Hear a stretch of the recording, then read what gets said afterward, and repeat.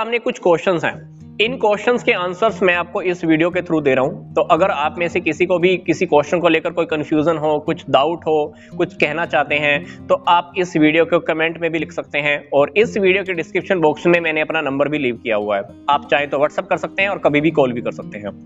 तो first question मेरे सामने है कि मुझे मेरी बुरी आदतों को छोड़ना है।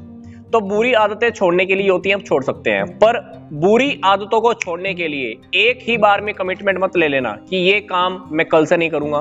फॉर एग्जांपल, मान लो किसी को बीड़ी पीने की आदत है, सिगरेट पीने की आदत है, तो अगर वो इंसान सोचे कि मैं कल से सिगरेट को हाथ भी नहीं लगाऊंगा, तो ये काम करना बहुत टिपिकल सा हो जाता है। क्योंकि अगर वो आदत, वो काम अगर आपने रिपीट किया, तो आपको फिर गिल्ट में वो चीज डाल देगी।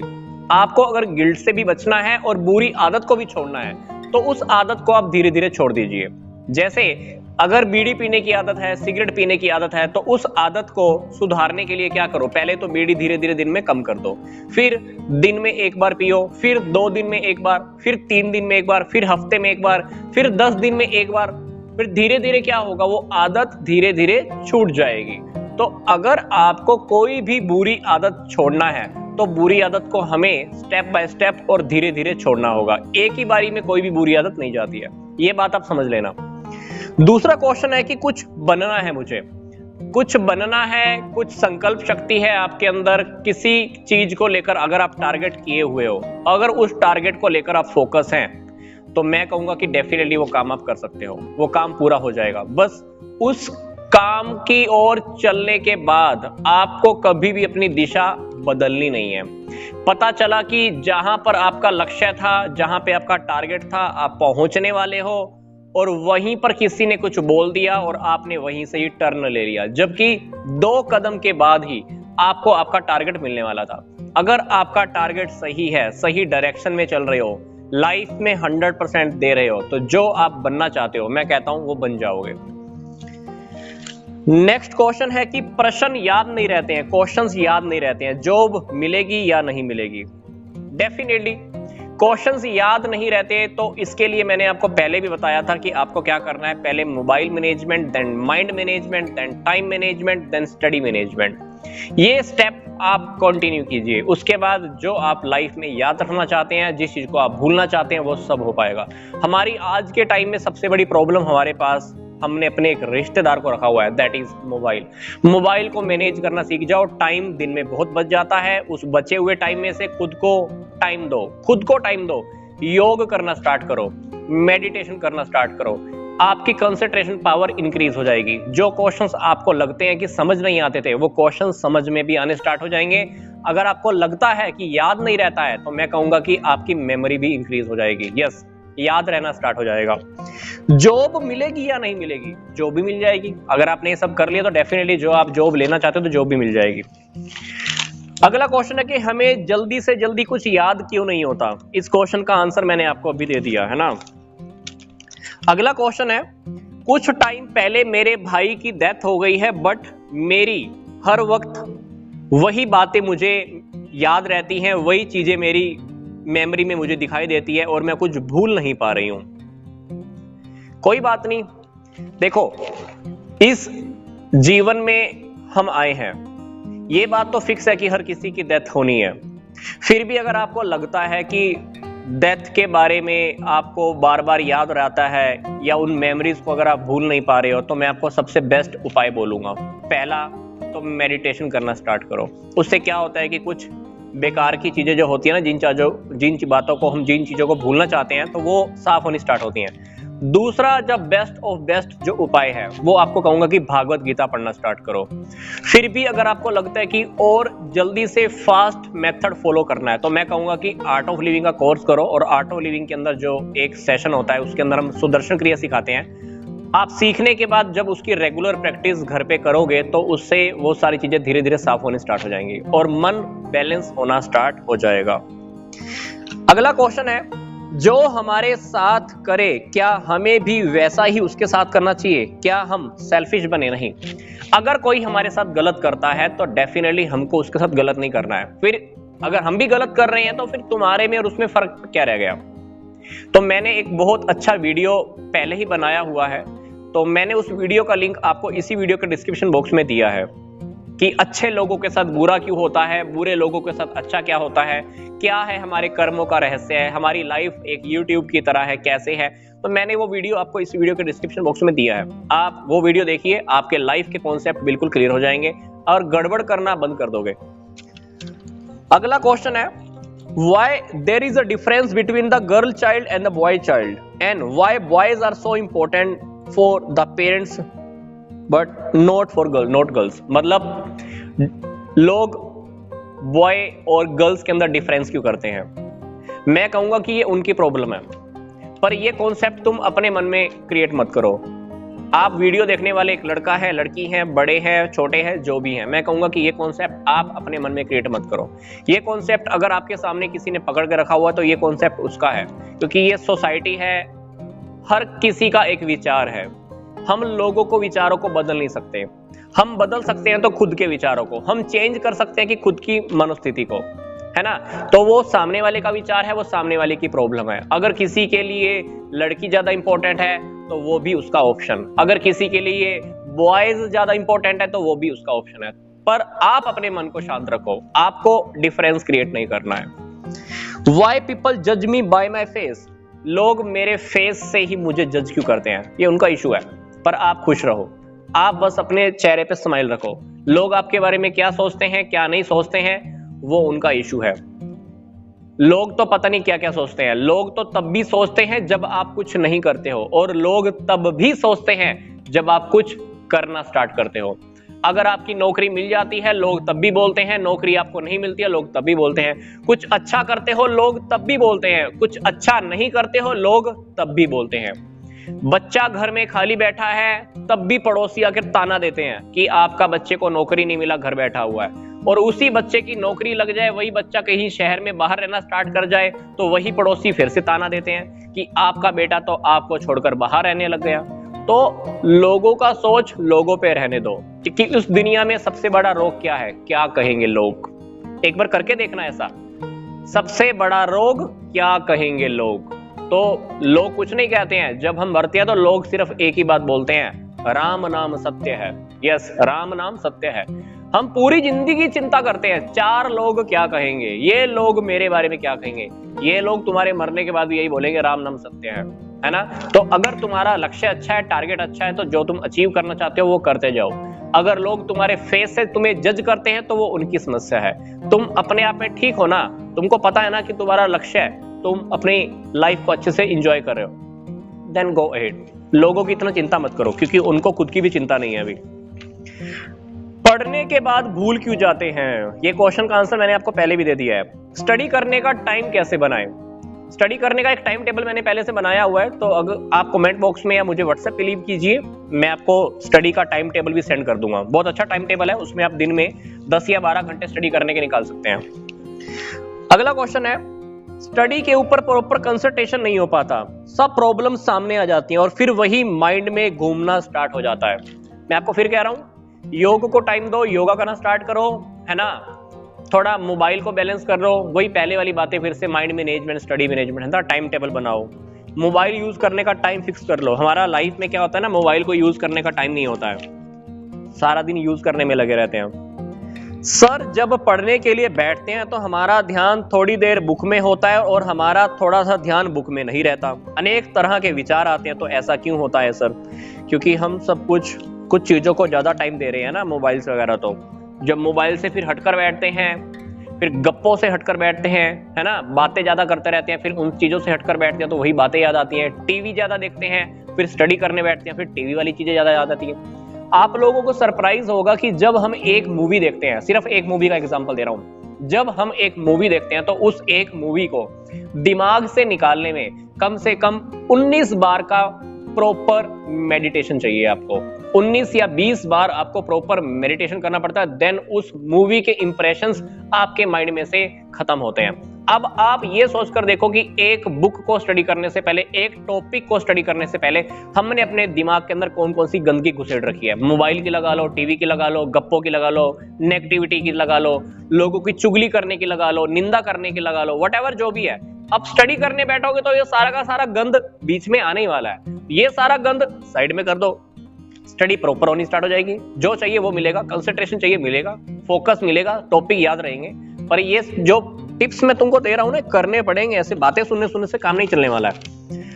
आगे लिखा हुआ है कि गुस्सा जल्दी आता है फिर समय पर नहीं आता, क्या कह दिया क्या कर दिया, और फिर डर लगता है कि क्या होगा क्या नहीं होगा, कुछ भी समझ में नहीं आता है। अगली बार जब भी गुस्सा आए तो बस खुद को अवेयर कर लेना। मैंने बताया था ना कि एक गुस्सा करने का एक दिन फिक्स कर लो, है ना।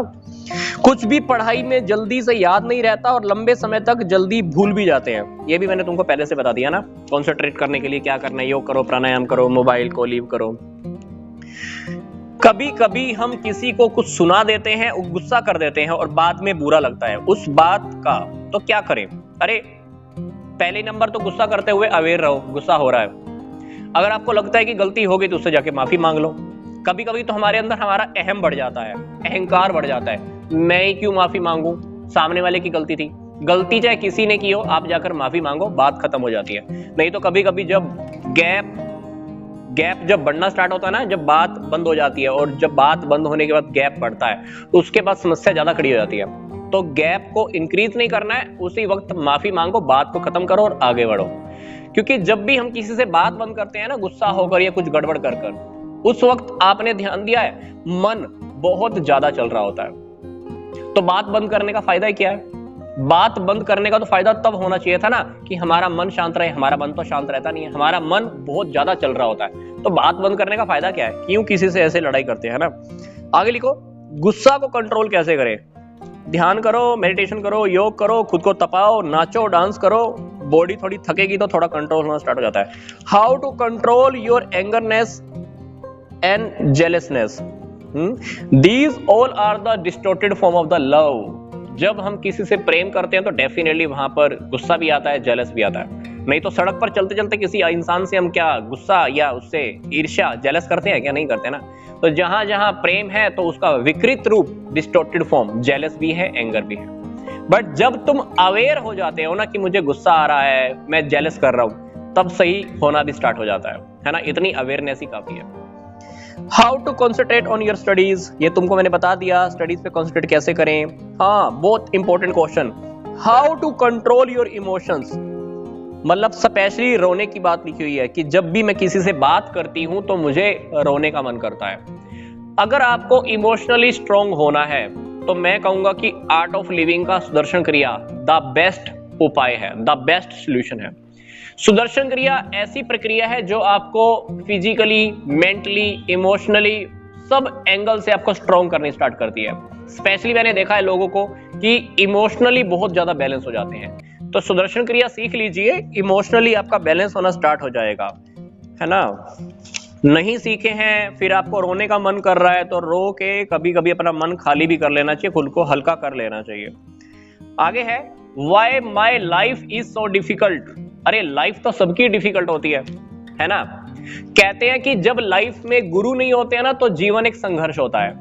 जब जीवन में गुरु आते हैं तो जीवन खेल बन जाता है, और जब हम गुरु के बताए हुए रास्ते पे चलना स्टार्ट करते हैं तो जीवन का हर एक मोमेंट एंजॉय बन जाता है। तो तुम चेक कर लो आपकी लाइफ कहां चल रही है, क्योंकि लाइफ में गुरु नहीं है तो डेफिनेटली हम लाइफ में बहुत स्ट्रगल करते हैं, क्योंकि हमारे पास गाइडेंस तो है नहीं, किसी की गाइडेंस नहीं ले रहे, किसी सजेशन नहीं ले रहे, कुछ हमको किसी को हम फॉलो नहीं कर रहे, तो डेफिनेटली लाइफ पे ऐसे ऐसे डामाडोल सी चलती रहती है। तो लाइफ इसलिए बहुत डिफिकल्ट होती है।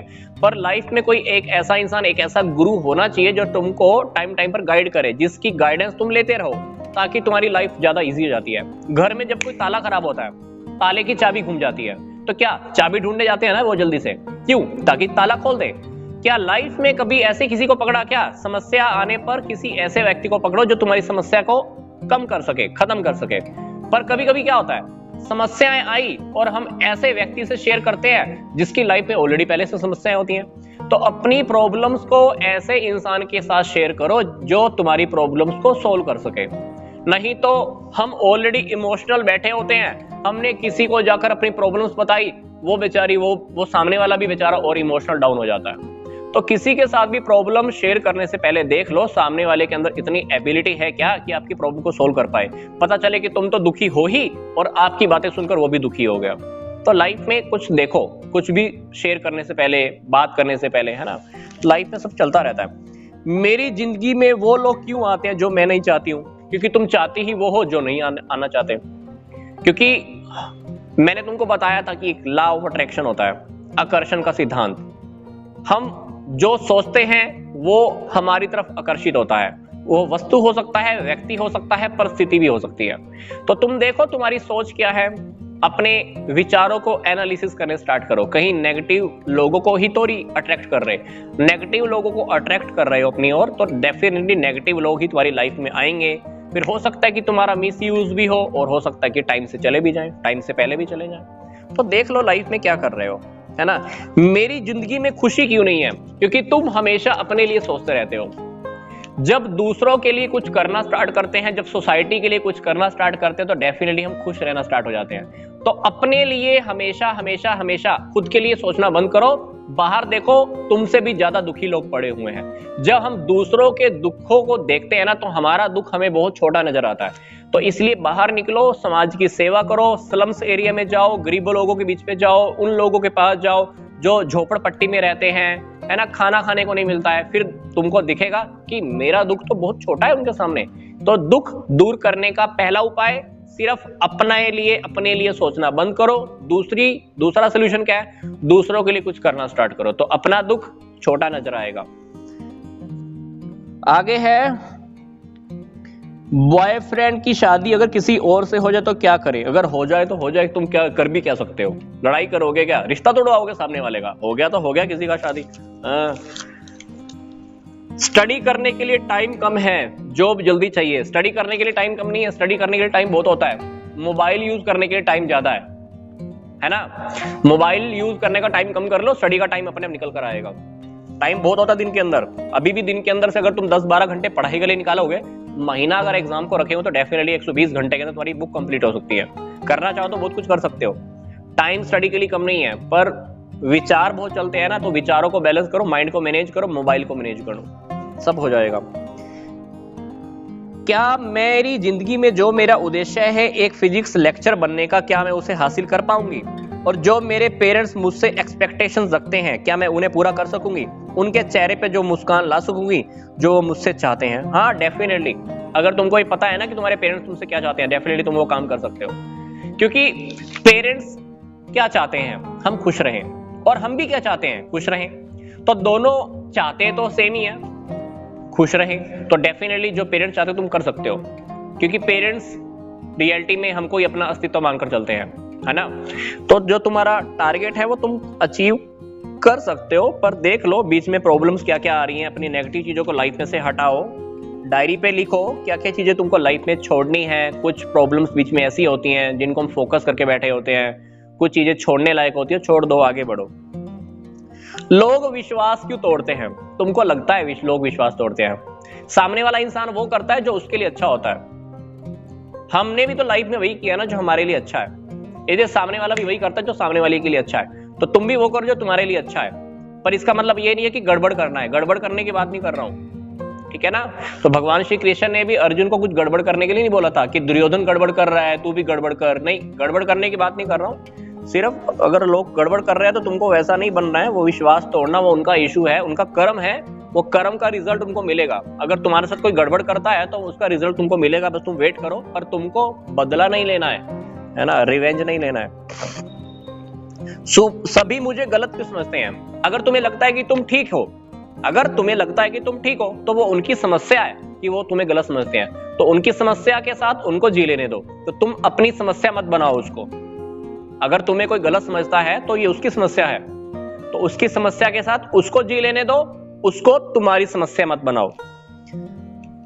सभी मुझे छोड़ क्यों देते हैं? अरे इस दुनिया से वैसे भी सब कुछ एक दिन छोड़ के जाना है, किस किस को पकड़ के रखोगे?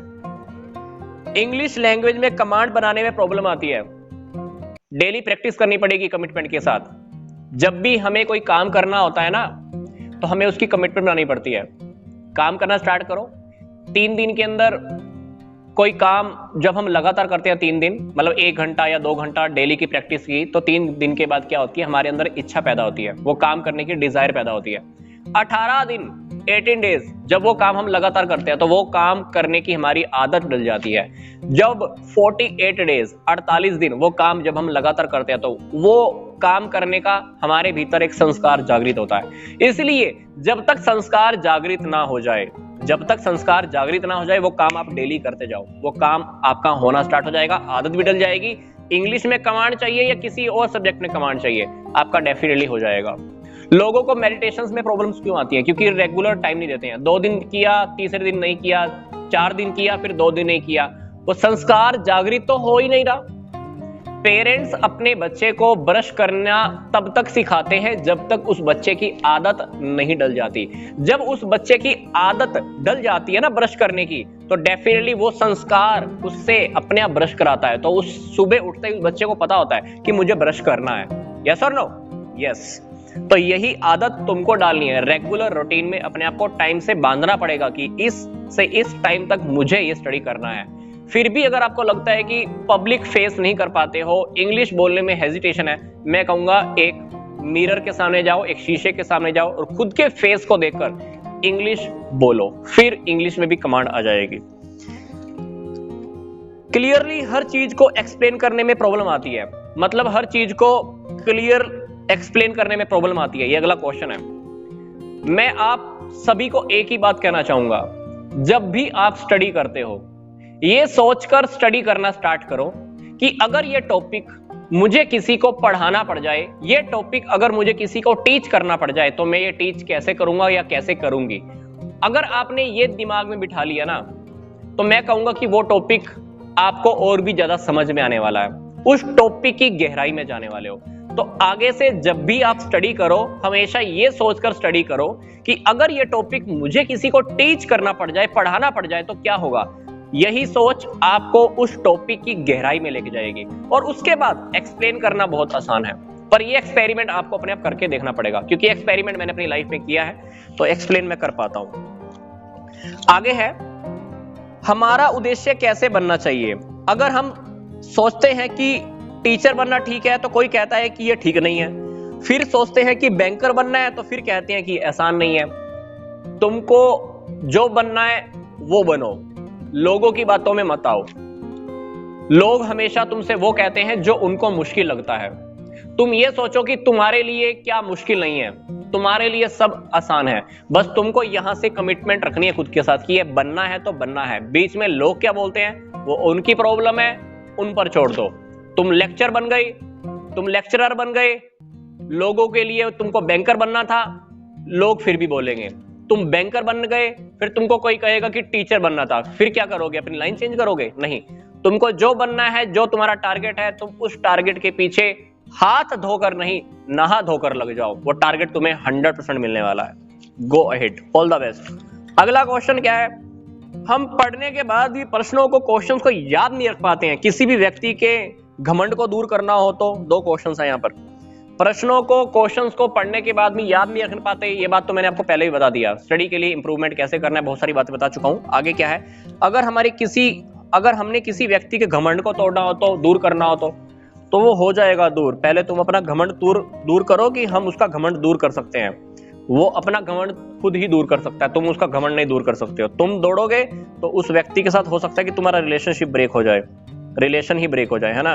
क्या हमें ट्रस्ट करते समय सोचना चाहिए कि क्या हमें किसी पर ट्रस्ट करना है कि नहीं करना है? क्या सोचना, किसी इतना दिमाग लगाओगे तो किसी के ऊपर ट्रस्ट भी नहीं कर पाओगे। घर में पेरेंट्स पे भी ट्रस्ट नहीं कर पाओगे, तो किसी पे ट्रस्ट करना है तो उसमें क्या बुद्धि लगाना, बीच में ट्रस्ट करो और आगे चलो। ऐसे आदत डल गया ना हमारा, ट्रस्ट करना चाहिए कि ट्रस्ट नहीं करना चाहिए, तो हमारे अंदर एक सॉफ्टवेयर डल जाएगा, हम लोगों के ऊपर डाउट करते घूमेंगे। तो आपसे एक बात बोल रहा हूं, ध्यान से सुनना, doubt on doubt but never trust on doubt. संदेह के ऊपर संदेह करना सीखो, पर संदेह के ऊपर कभी विश्वास मत करना। क्या मेरे एग्जाम बढ़िया होंगे इस बार? तुम सोचो, तुमने तैयारी कैसे की है, क्या 100% दिया है क्या? अगर 100% दिया है तो तुम्हारे एग्जाम डेफिनेटली बहुत अच्छे होने वाले हैं, है ना। तो बस आपके एग्जाम्स भी आने वाले होंगे, तो सभी को मैं ऑल द बेस्ट कहना चाहता हूं। अगर आपके मन में अभी भी कोई क्वेश्चन है तो मैं आपको कहूंगा कमेंट बॉक्स में लिखिए। वो क्वेश्चन आपका स्टडी को लेकर है, स्टडी में मन नहीं लग रहा है, व्हाटएवर जो भी क्वेश्चंस अगर आपके मन में आते हैं तो कमेंट बॉक्स में लिखिए। डिस्क्रिप्शन बॉक्स में एक इंपॉर्टेंट वीडियो का लिंक भी है, वो भी देखिए। और मेरा व्हाट्सएप का नंबर भी है, कॉल करना चाहे, व्हाट्सएप करना चाहे तो व्हाटएवर जो भी तुमको अच्छा लगे कर सकते हो। तो वीडियो देखने के लिए धन्यवाद।